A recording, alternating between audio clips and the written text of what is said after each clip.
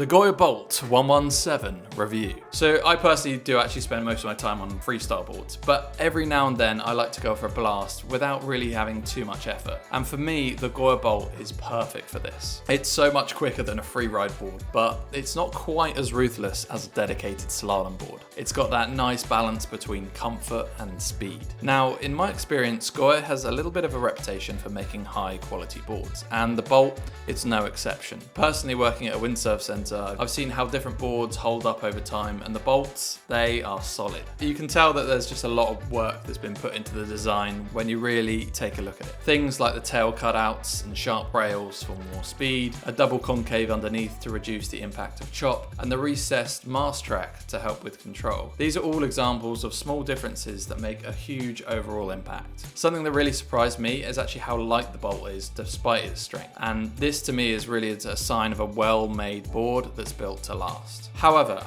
here's one thing that I don't really like.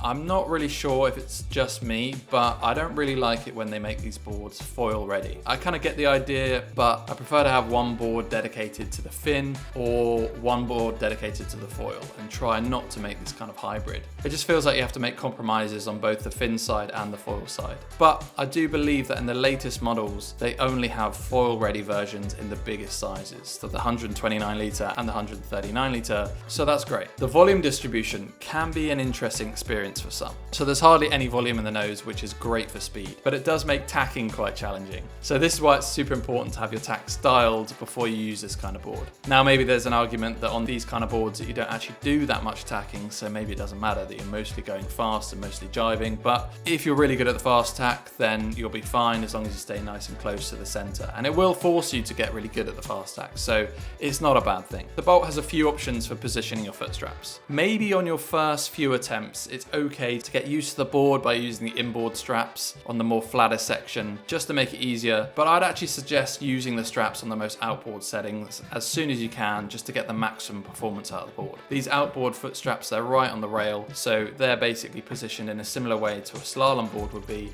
so that you push against the rail instead of being on top of the board. This is going to allow you to go just way quicker. So I'd encourage you to use these outboard settings as soon as you can. Even if it's a bit of a struggle to start with, it's worth it.